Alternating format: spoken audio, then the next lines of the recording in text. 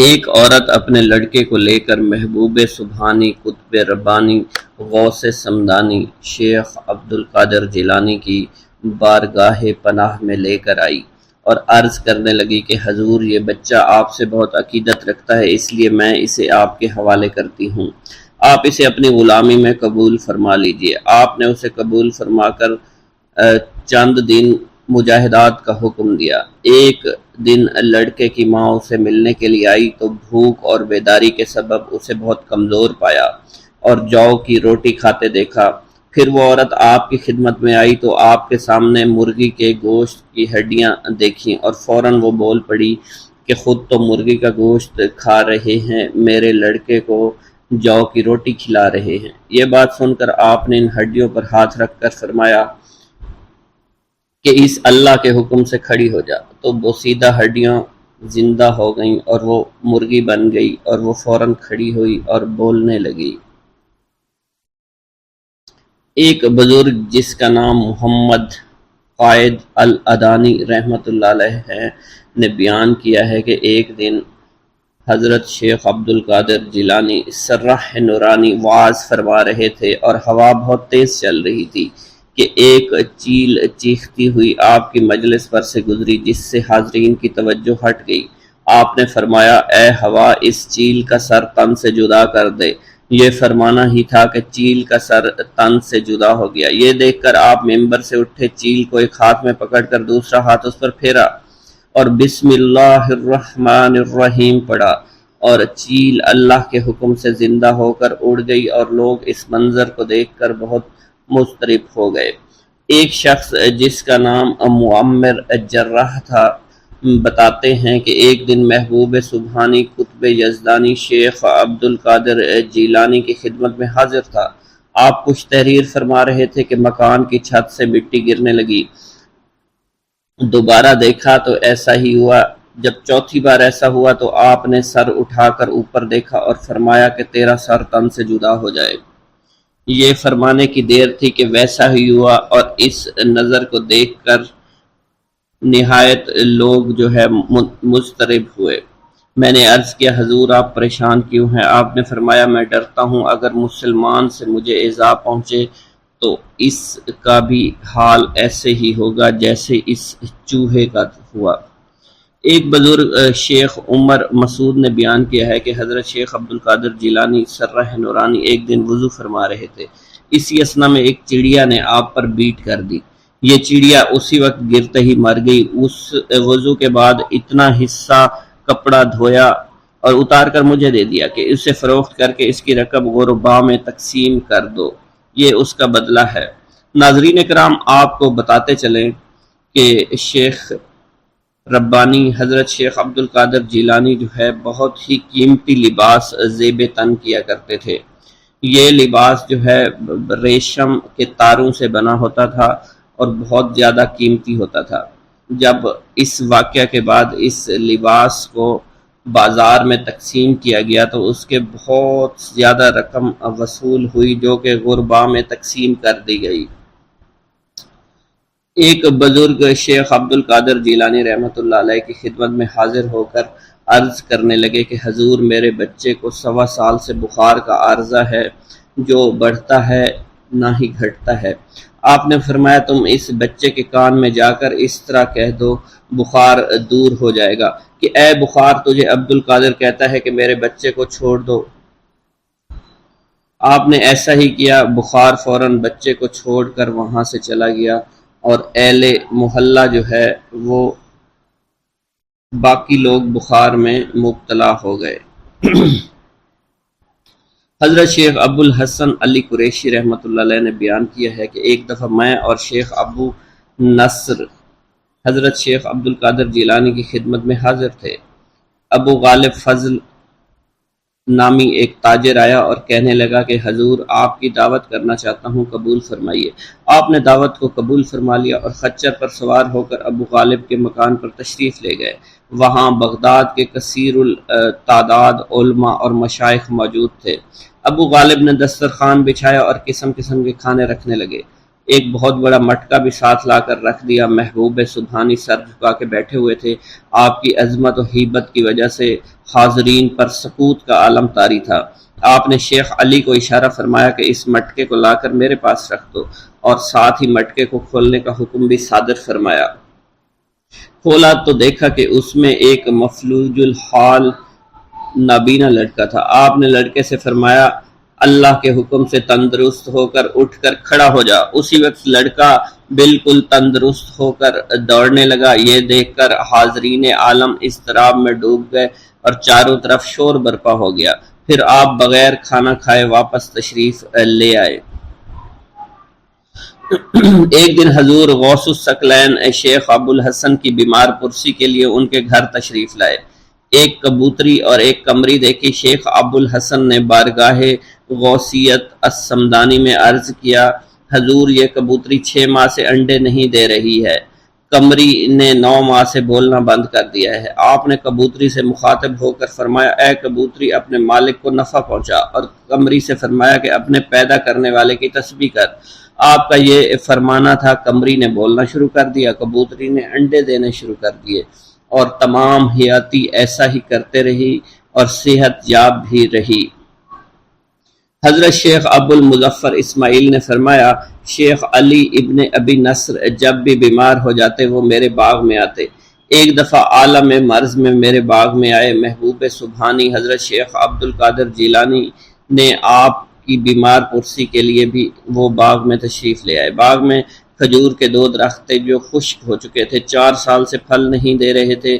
اس کو کاٹنے کا ارادہ کر ہی رہے تھا، حضور غوث سمدانی اٹھے اور ایک درخت کے نیچے آپ نے وضو فرمایا اور دوسرے کے نیچے 2 رکعت نماز عطا فرمائی۔ ان پر 1 ہفتہ کے اندر پھل آنا شروع ہو گئے، حالانکہ اس وقت کھجور کے پھل کا موسم بھی نہیں تھا۔ حضرت شیخ ابو مالک زیال کا بیان ہے ایک دن میں حضور محبوب سبحانی غوث سمدانی شیخ عبد القادر جیلانی کے مدرسہ میں کھڑا تھا۔ آپ نے اپنے گھر سے عصا لیے باہر تشریف لائے۔ مجھے یوں محسوس ہوا آج آپ اپنے عصا سے کسی کرامت کا ظہور فرمائیں گے۔ آپ نے مسکراتے ہوئے میری طرف دیکھا اور عصا کو زمین میں گاڑ دیا۔ عصا زمین پر گاڑتے ہی روشن ہو چکا اور بدستور 1 گھنٹہ چمکتا رہا۔ اس کی منور شعاؤں سے اطراف و کناف بھی چمک اٹھے، اس کی روشنی آسمان کی طرف بھی چڑھتی تھی۔ پھر جب 1 گھنٹہ کے بعد آپ نے اسے اٹھایا تو عصا جیسا پہلے تھا ویسا ہی ہو گیا۔ اس کے بعد آپ نے فرمایا تمہاری یہی خواہش تھی نا جو تم نے دیکھا۔ ایک دفعہ دریائے دجلہ میں اس قدر پانی آیا کہ بغداد کے ارد گرد بھی پانی چڑھ آیا۔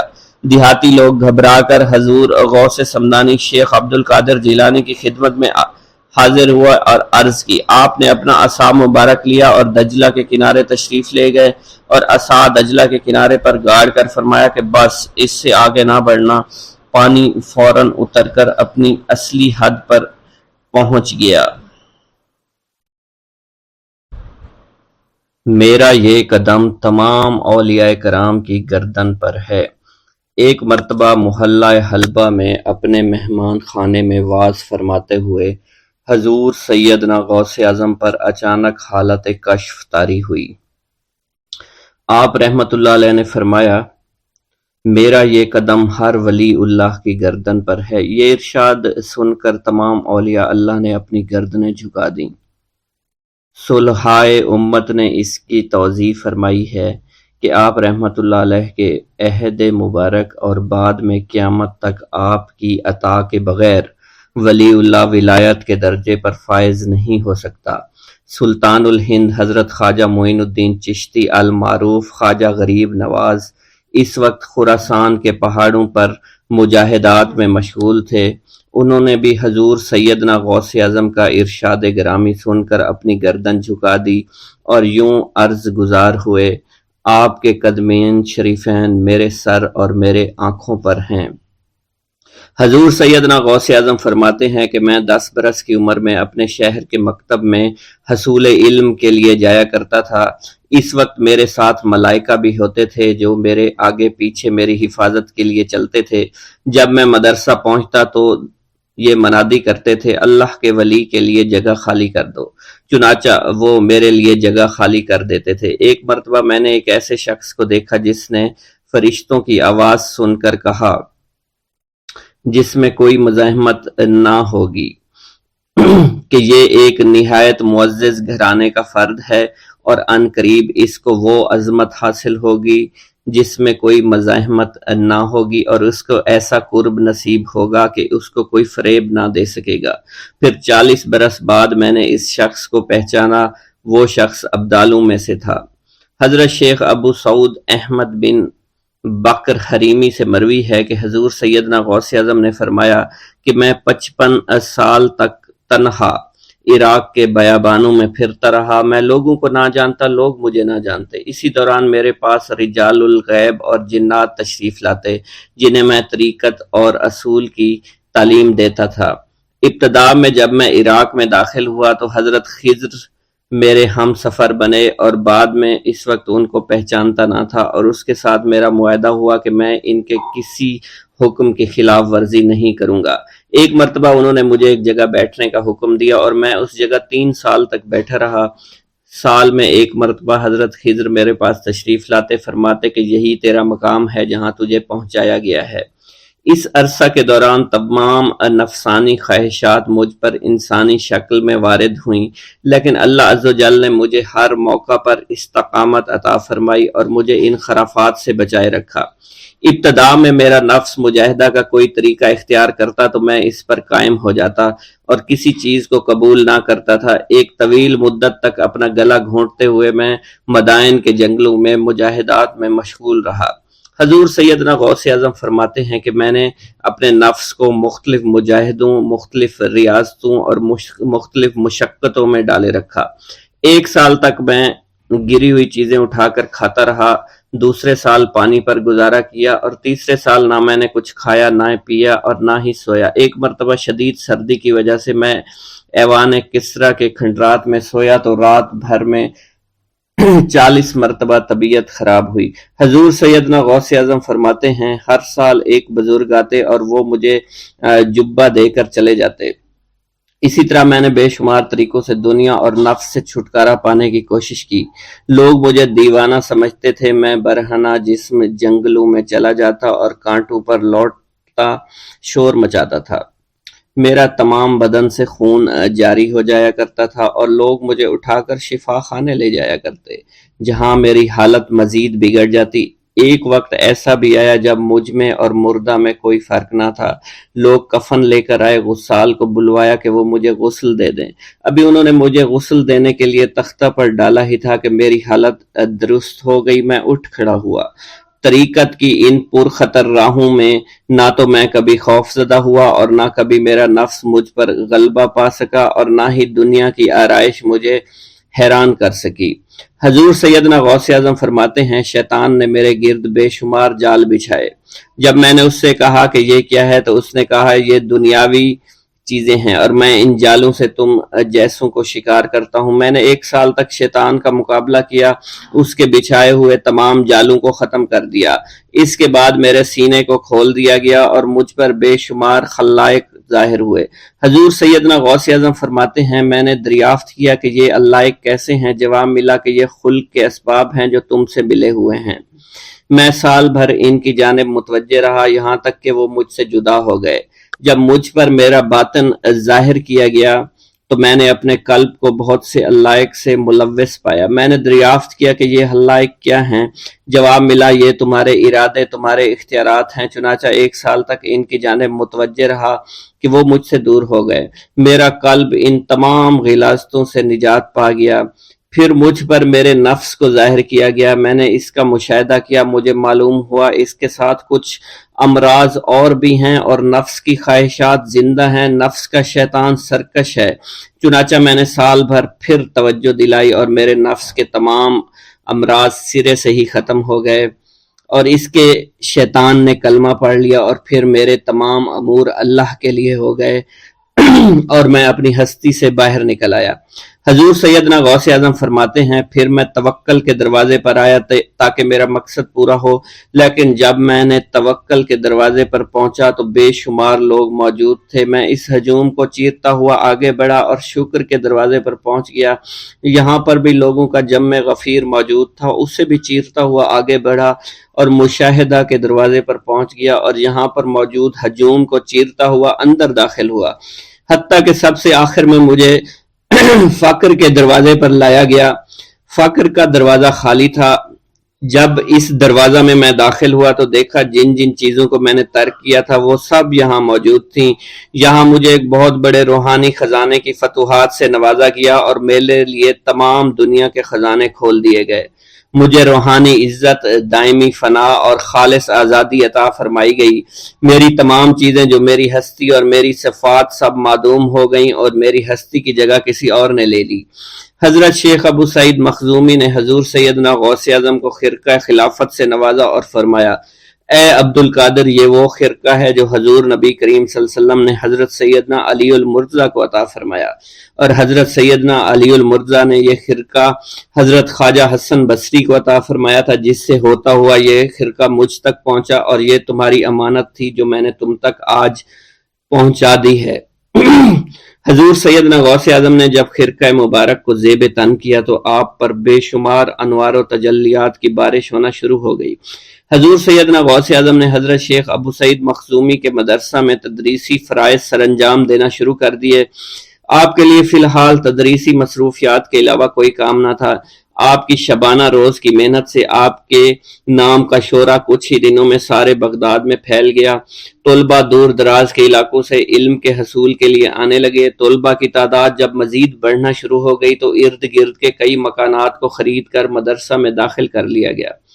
کتب سیر میں منقول ہے کہ 528 ہجری میں آپ مدرسہ نظامیہ کی وسیع عمارت تعمیر فرما چکے تھے۔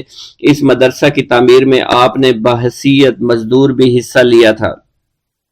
حضرت شیخ ابو الخشاب سے مروی ہے کہ میں جوانی میں جب علم نحو پڑھ رہا تھا تو لوگوں نے مجھے حضور سیدنا غوث اعظم کے پاس جانے کا مشورہ دیا، اور اس کی وجہ سے مجھے بھی اشتیاق ہوا کہ میں آپ کا واعظ سنوں۔ ایک مرتبہ کچھ لوگوں کے ہمراہ آپ کی مجلس میں دوستوں کے ہمراہ حاضر ہوا۔ آپ نے میری جانب توجہ کرتے ہوئے فرمایا، ہماری صحبت اختیار کر لو۔ چنانچہ میں نے آپ کے فرمان کے مطابق آپ کی صحبت کو اختیار کر لیا۔ آپ نے مجھے علم نحو کے علاوہ علوم عقلیہ اور تقلد حاصل کیے جس سے مجھے کوئی واقفیت پہلے نہیں تھی۔ 1 سال کے عرصہ میں آپ کی نظر کرم سے میں نے وہ علوم حاصل کر لیے جو گزشتہ اتنی عمر گزارنے کے باوجود بھی مجھے حاصل نہیں ہوئے تھے۔ منقول ہے حضرت شیخ بقا بن بطو، شیخ علی بن ہیتی اور شیخ کیلوی جب حضور سیدنا غوث اعظم کے مدرسہ میں آتے تو جھاڑو دیا کرتے تھے اور چھڑکاؤ کرتے تھے، لیکن آپ کی اجازت کے بغیر کبھی اندر داخل نہ ہوتے تھے۔ اجازت ملنے کے بعد آپ حضرات اندر داخل ہوتے اور اجازت ملنے پر ہی بیٹھتے تھے۔ آپ سے امان طلب کرتے اور امان مل جانے کے بعد مؤدب ہو کر بیٹھ جاتے۔ جس وقت آپ کہیں جانے کا ارادہ کرتے تو یہ حضرات سواری کے ہمراہ چلتے۔ آپ انہیں اس فعل سے منع فرمایا کرتے تھے اور کہتے تھے کہ ہمیں آپ کے ذریعے قرب الہی حاصل ہوا ہے۔ حضرت شیخ محمد قائل الادنیٰ سے مروی ہے کہ ایک مرتبہ حضور سیدنا غوث اعظم سے دریافت کیا گیا کہ آپ کی بزرگی اور عظمت کا راز کیا ہے۔ آپ نے فرمایا کہ میں کبھی جھوٹ نہیں بولتا اور کبھی کسی سے کذب بیانی نہیں کرتا۔ ایک گاؤں کے بارے میں کہا جاتا تھا کہ جہاں قدرت کی بے پناہ نعمتیں تھیں، اللہ پاک نے وہاں کے لوگوں کو مالا مال کیا ہوا تھا۔ ایسی نعمتیں کہ جن نعمتوں کو دیکھ کر انسان اکثر مغرور ہو جایا کرتے ہیں، مگر وہاں پر کچھ مسلمان تھے، اور سب سے بڑی اور بری بات یہ تھی کہ وہاں کے تمام لوگ کافر تھے۔ وہ کفار اپنی دولت پر بہت فخر کیا کرتے تھے کیونکہ ان میں ہر ایک انسان بہت دولت مند تھا۔ ہر ایک کے پاس بے بہا پیسے تھے، کسی کو پیسوں کی کمی نہیں تھی۔ وہاں کے سردار کی ایک اکلوتی بیٹی تھی جس کو سردار بے پناہ پیار کرتا تھا۔ اس سردار کی بیٹی بے پناہ مغرور، ظالم، گھمنڈی تھی۔ وہاں پر غریب لوگ صرف مسلمان ہی تھے، تمام کافر ایک دوسرے کی مدد کیا کرتے تھے، لیکن مسلمانوں کی مدد کرنے والا وہاں پر کوئی نہ تھا۔ وہاں پر انہیں کوئی دیکھنے والا نہ تھا۔ سردار کی بیٹی کو کالے جادو میں خوب مہارت حاصل تھی، اور وہ جادو کی وجہ سے وہاں پر رہنے والے غریبوں پر بہت ظلم کیا کرتی تھی۔ تمام مسلمان اس سے بے حد پریشان تھے، اور وہ لوگوں کو غلام بناتی اور مزدور بناتی تھی۔ اگر ان میں کوئی اس کی بات نہ مانتا تو اس کو قیدی بنا کر اپنے اشاروں پر نچایا کرتی تھی۔ اس بستی میں چونکہ اکا دکا مسلمان تھے جن کا کوئی پرسان حال نہیں تھا،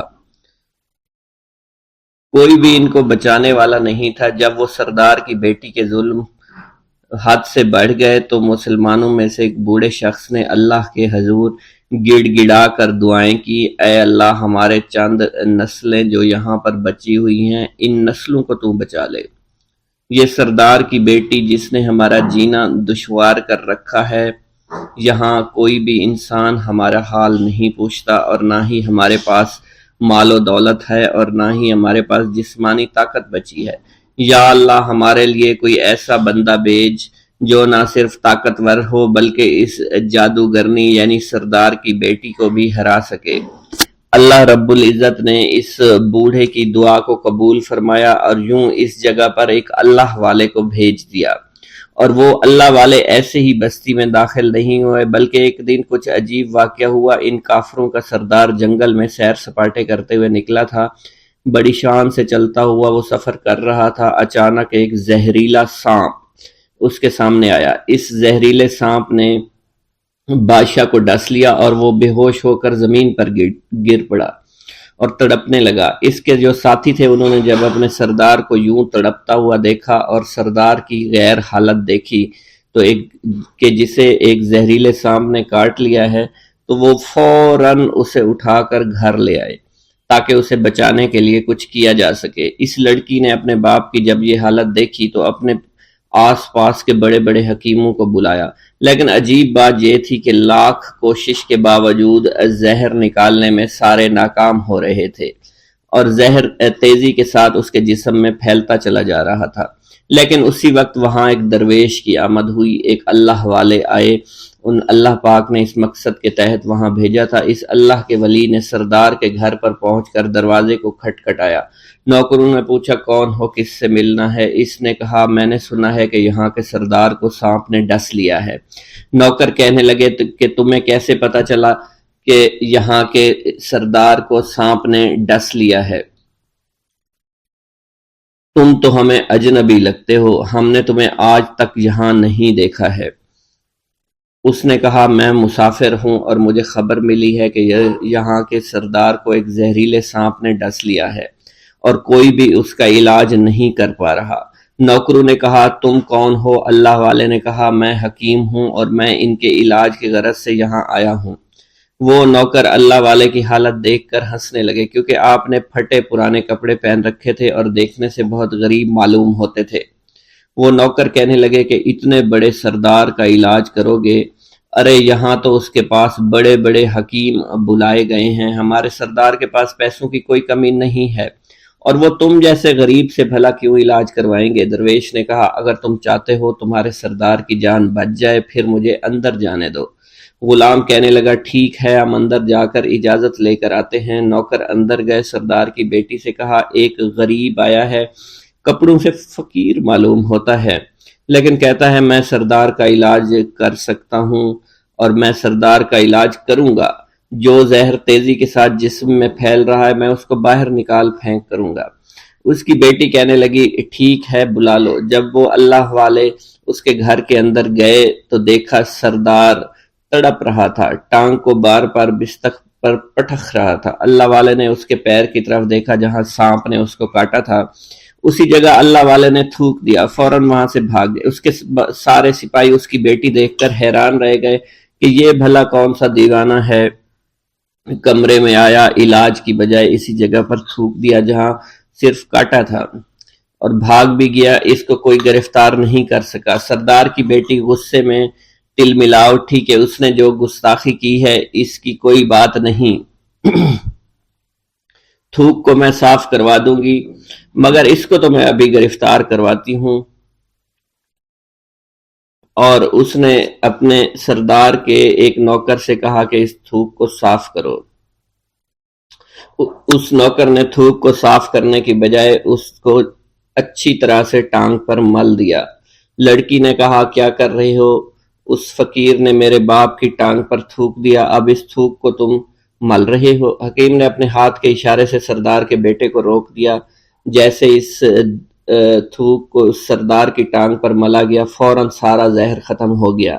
جو ٹانگ کٹنے کے قابل تھی وہ ٹانگ بالکل ٹھیک ہو چکی تھی، جو نیلی پڑ چکی تھی اب اصلی حالت میں آہستہ آہستہ واپس آ رہی تھی۔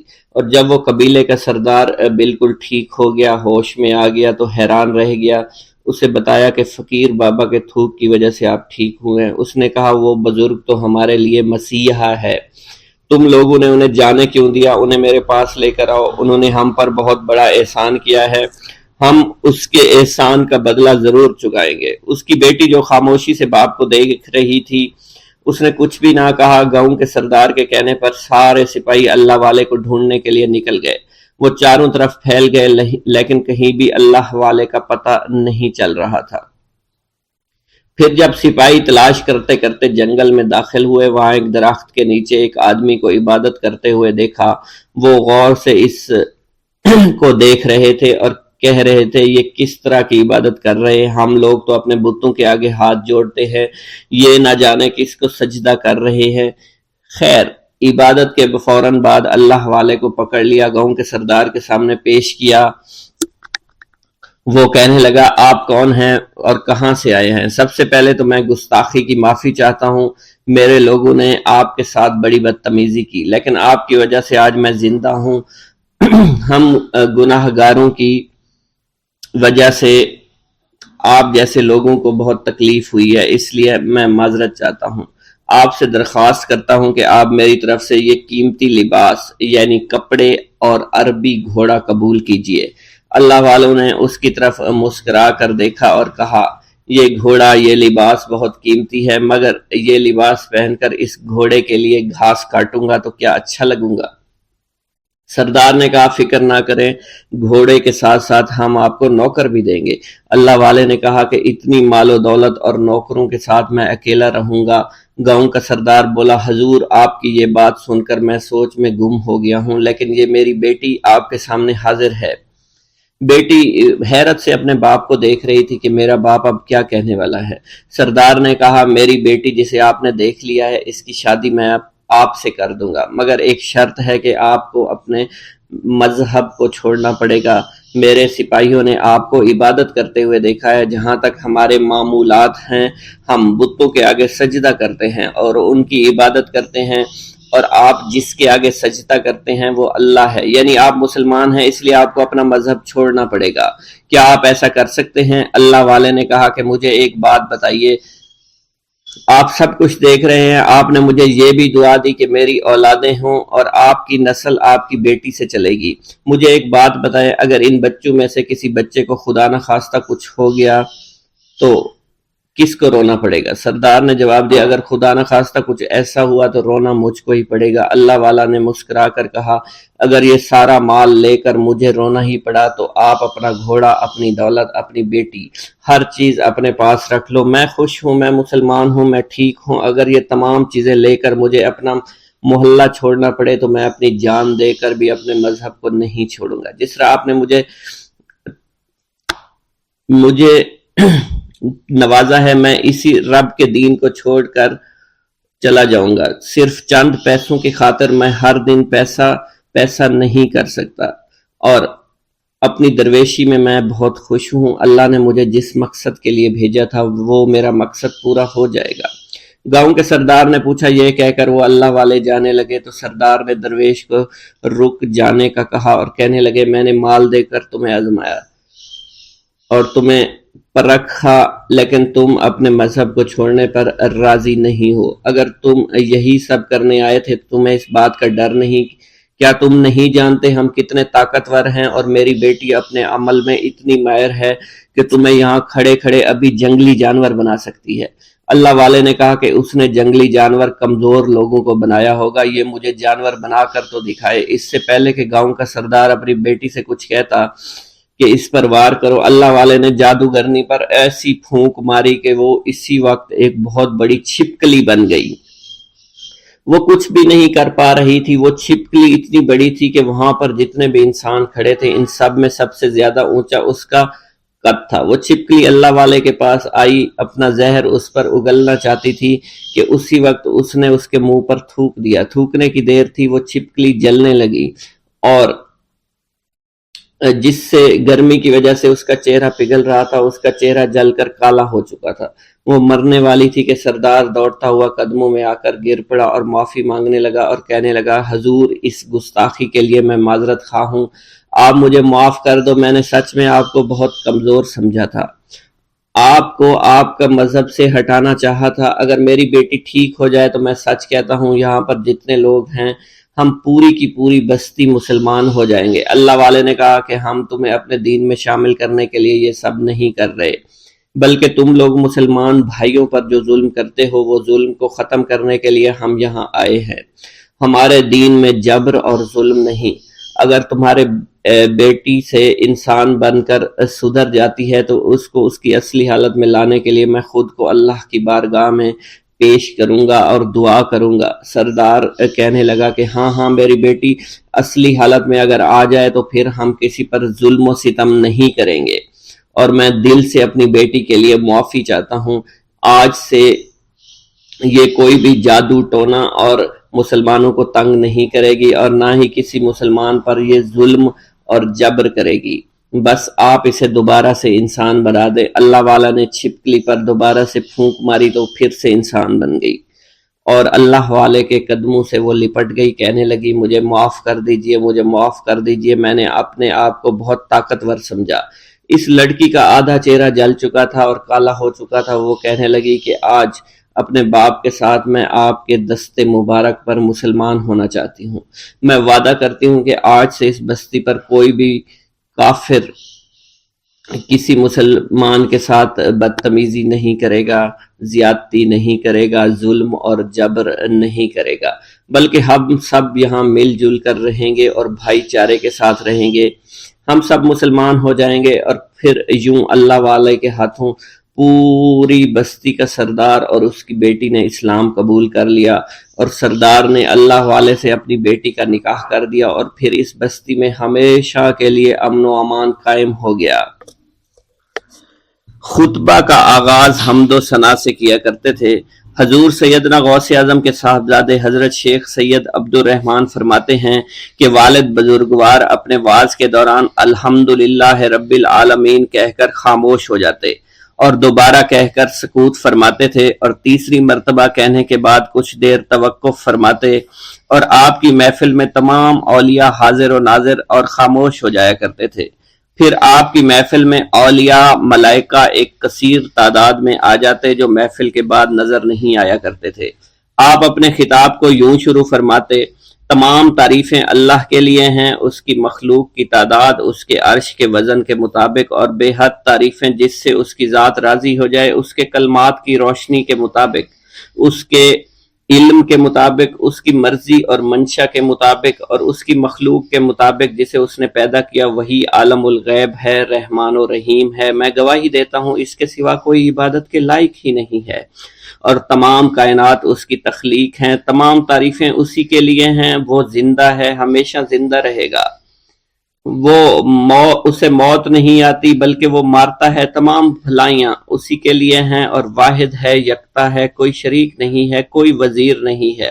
اس نے نہ کسی کو جنا ہے اور نہ ہی اسے کسی نے جنا ہے، وہ بلند و بالا ہے، اس جیسا کوئی نہیں۔ میں اس کی گواہی دیتا ہوں حضور نبی کریم صلی اللہ علیہ وآلہ وسلم اللہ کے رسول، اللہ کے پیغمبر ہیں، وہ تمام مخلوقات سے افضل ہیں۔ اللہ عز و جل نے ان کی ہدایت دے کر ان کو بھیجا تاکہ وہ دین اسلام کو تمام ادیان پر بلند کریں، خواہ مشرکین اس کو برا سمجھیں۔ اللہ راضی ہو خلیفہ اول حضرت سیدنا ابو بکر صدیق سے جن کی تائید حق کے ساتھ تھی، جن کو حضور نبی کریم نے عقیق کا لقب دیا، جو پاک تھے، پاکیزہ نسل سے تعلق رکھتے تھے، جنہوں نے ہر موقع پر حضور نبی کریم صلی اللہ علیہ وسلم کی حمایت کی اور ان کی تصدیق فرمائی، اور اب بھی نبی کریم کے ہمراہ ابدی آرام فرما رہے ہیں۔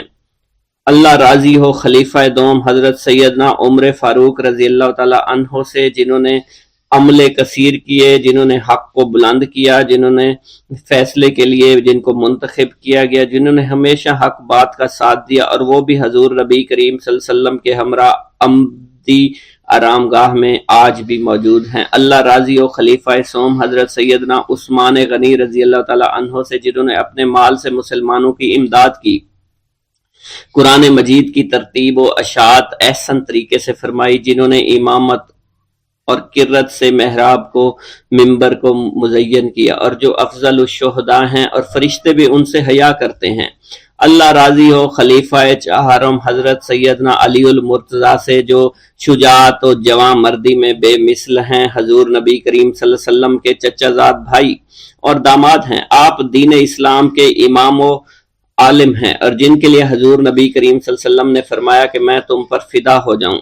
اللہ راضی ہو حسنین کریمین حضرت سیدنا امام حسن امام حسین سے، جن کی نیکیاں تا حشر قائم رہنے والی ہیں اور جن کے مراتب بے مثل ہیں۔ اللہ نے ان کے قلوب کو نیکیوں کی جانب مائل کیا۔ اے اللہ تو ہمارے رازوں اور دلی کیفیات سے واقف ہے، ہمیں ہر عمل کرنے اور برائی سے بچنے کی توفیق عطا فرما، اور ہمیں گناہوں کی لذت سے بچا، ہمیں اپنے ما سوا سے محفوظ رکھ اور اپنی مشغولیت عطا فرما۔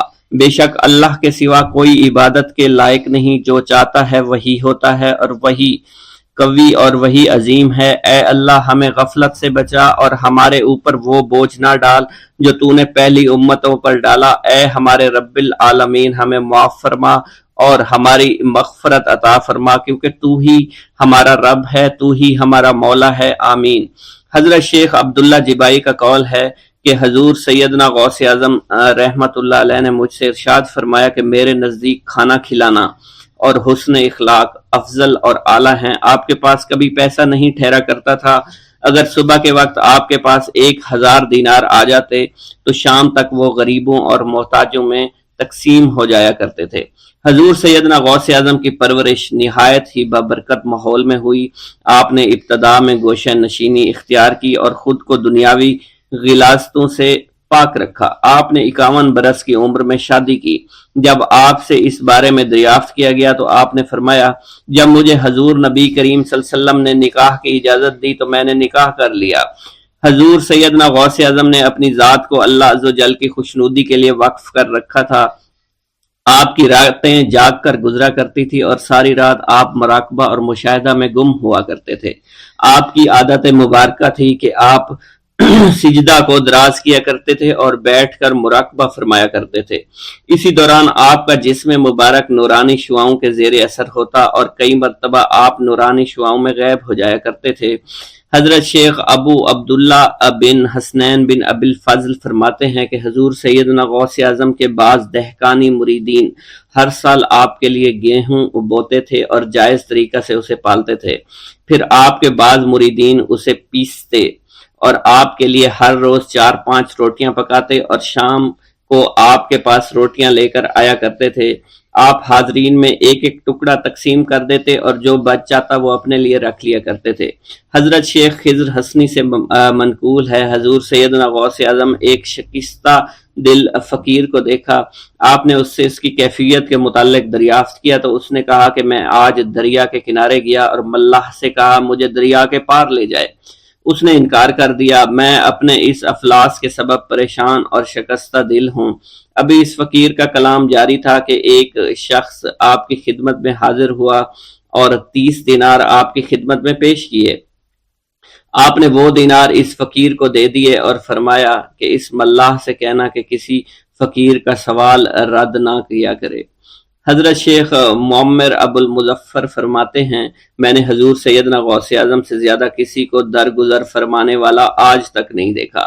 آپ کی عطا کا یہ علم تھا، ایک محفل میں 400 لوگوں کو ولایت کے مقام اعلیٰ تک پہنچا دیا کرتے تھے، بھوکوں کو کھانا کھلانا، بیواؤں کی حاجت روائی کرنا۔ آپ کا معمول تھا جب کسی بیمار کے متعلق سنتے تو فوراً اس کی عیادت کے لیے تشریف لے جایا کرتے تھے۔ فقراء کو آپ رحمت اللہ علیہ کے در سے بغیر سوال کیے عطا ہو جایا کرتا تھا۔ حضور سیدنا غوث اعظم نے فرمایا کہ مخلوق سے کنارہ کشی سے پہلے علم حاصل کرو، کیونکہ جو شخص علم کے بغیر عبادت کرتا ہے وہ اصلاح سے زیادہ فساد میں مبتلا ہو جاتا ہے۔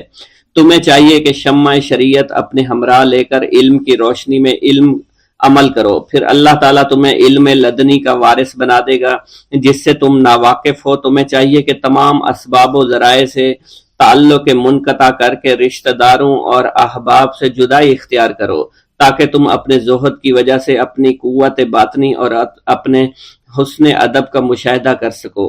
خدا کے علاوہ تمام عالم و اسباب سے اس خوف سے منقطع ہو جاؤ تاکہ تمہاری شمع معرفت نہ بجھ جائے، اور جب تم 40 دن اپنے رب کے لیے مخصوص کر دو گے تو تمہارے قلب سے حکمت کے چشمے جاری ہو جائیں گے اور تم معرفت الہی کی تپش کا مشاہدہ کرنے لگے گے جس کو حضرت موسیٰ علیہ السلام نے اپنے شجر قلب پر محسوس کیا تھا۔ اس کیفیت کے بعد تم اپنے نفس و خواہش، اپنے شیطان سے، اپنی طبیعت اور اپنے وجود سے کہو گے کہ ٹھہر جا، میں نے اس آگ کا مشاہدہ کر لیا ہے جو قلب موسیٰ علیہ السلام پر روشن ہوئی تھی۔ اس کے بعد تمہارے قلب میں باطن سے یہ آواز آنے لگے گی کہ میں ہی تمہارا رب ہوں، میری ہی عبادت کرو، میرے غیر کی اطاعت سے گریزاں ہو جاؤ، میرے سوا کسی سے تعلق مت رکھو، میری معرفت حاصل کر کے میرے غیر کو فراموش کرو، غیر سے اعراض کر کے میرے علم، میرے قرب، میرے ملک اور میری سلطنت کی جانب متوجہ رہو۔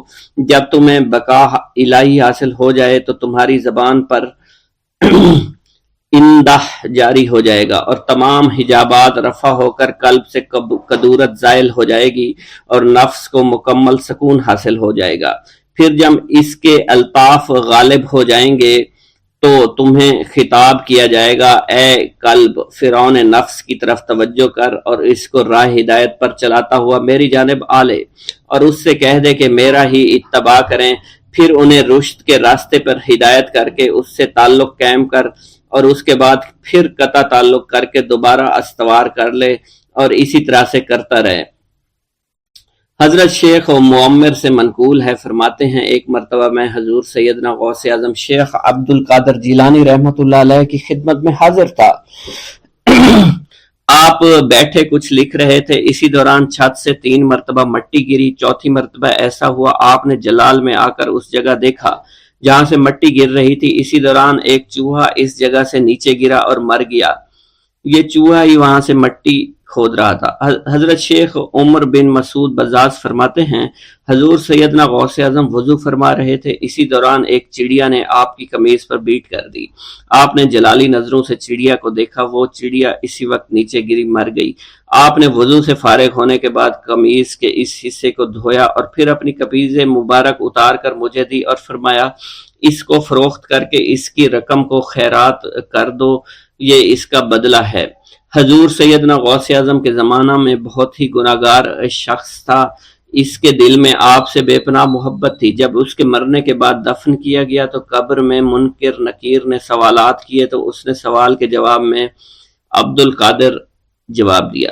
منکر نکیر نے اللہ کی بارگاہ میں اس کے جواب کو پیش کیا، حکم ہوا اگرچہ یہ بندہ فاسقوں میں سے ہے لیکن یہ میرے محبوب سید عبد القادر جو کہ صادقین میں سے ہیں ان سے محبت رکھتا ہے۔ بغداد کے محلہ باب العز کے قبرستان میں سے ایک قبر سے مردہ کے چیخنے کی آواز آنے لگی۔ لوگوں نے حضور سیدنا غوث اعظم کی خدمت میں عرض ہو کر عرض کیا، آپ نے دریافت کیا کیا صاحب قبر نے مجھ سے خرقہ پہنا؟ لوگوں نے عرض کیا ہمیں اس کا علم نہیں۔ آپ نے دریافت کیا کہ یہ میری محفل میں کبھی شریک ہوا؟ ہمیں اس کا علم نہیں۔ آپ نے پھر دریافت کیا کیا کبھی میرے پیچھے نماز پڑھی؟ نہیں معلوم۔ آپ نے مراقبہ فرمایا اور آپ کے چہرہ مبارک پر جلالیت کے آثار نمودار ہو گئے۔ بعد ازاں آپ نے چہرہ مبارک پر وقار ظاہر ہوا اور آپ نے فرمایا کہ اس شخص نے میری زیارت کی، مجھ سے حسن ظن رکھا، اسی وجہ سے اللہ نے اس پر رحم فرما دیا ہے، چنانچہ اس کے بعد کبھی قبر سے آواز نہیں آئی۔ منقول ہے حضرت شیخ ابو الحسن علی بن وہب ازجی بیمار ہو گئے، حضور سیدنا غوث اعظم عیادت کے لیے تشریف لائے تو آپ نے وہاں ایک قمری اور ایک کبوتری کو دیکھا۔